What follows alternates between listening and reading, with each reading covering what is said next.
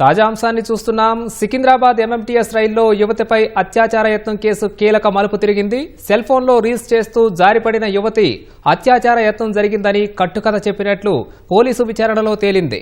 ఈ కేసుకు సంబంధించిన మరింత సమాచారాన్ని మా ప్రతినిధి రమేష్ను అడిగి తెలుసుకుందాం. రమేష్, ఈ కేసు దర్యాప్తుపై పోలీసులు ఏం చెబుతున్నారు?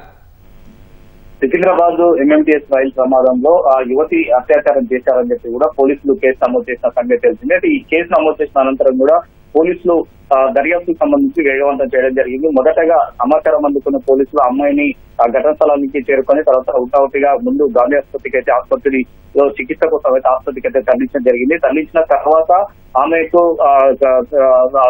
తీవ్ర గాయాలైనట్లు ప్రాథమికంగా పోలీసులు గుర్తించినప్పటికీ అయితే వైద్యులు చికిత్స చేసిన తర్వాత కూడా ఆమె మెరుగైన వైద్యం కోసం కూడా ఇటు యశోద ఆసుపత్రికి తరలించిన సంగతి తెలిసింది. అయితే అక్కడ ఇటు రాజకీయంగా ఒక ప్రకంగా రాజకీయంగా కూడా ఒక పెద్ద ఎత్తున దుమారం రేపడం జరిగింది. అయినప్పటికీ ఈ కేసుకు సంబంధించి కూడా రైల్వే పోలీసులు మొదటి నుంచి కూడా దర్యాప్తు అయితే ముమ్మరం చేసి తర్వాత దీంట్లో అనుమానితులకు సంబంధించి కూడా పోలీసులు అయితే విచారణ చేయడం జరిగింది. మొత్తం 120 మందికి సంబంధించి అనుమానితులు అయితే ఆ రోజు ఎంఎంటీఎస్ అమ్మాయి ఎక్కడైతే కింద పడడం జరిగిందో ఆ పరిసర ప్రాంతాల్లో ఎవరైతే తిరుగుతున్నారో ఆ సీసీ కెమెరాలు పరిశీలించి అనుమానితులు అయితే అందరినీ అదుపులో తీసుకొని విచారించడం జరిగింది. విచారణ క్రమంలోనే ఇదంతా వెలుగులోకి రావడం జరిగింది. కానీ కేవలం అమ్మాయి సెల్ ఫోన్ లో ఇన్స్టాల్ అంటే రీల్స్ చేస్తుండగా ప్రమాదశాత్తు జారి పడిపోయిందని కూడా పోలీసులు అయితే నిర్ధారించడం జరిగింది. ప్రస్తుతం అయితే వీటిని అంటే ఆ అమ్మాయికి సంబంధించిన ఆరోగ్యం ఇంకా మెరుగుపడాల్సిన అవసరం ఉందని చెప్పి కూడా వైద్యులు అయితే చెప్పడంతో కూడా ఆమెను ప్రస్తుతం ఆమె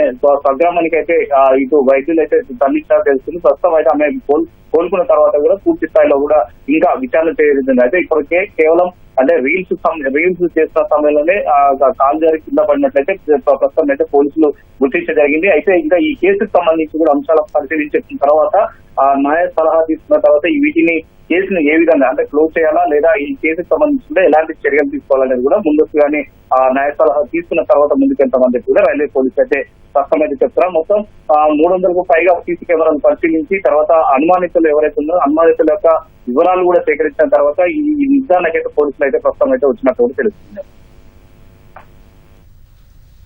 ధన్యవాదాలు రమేష్.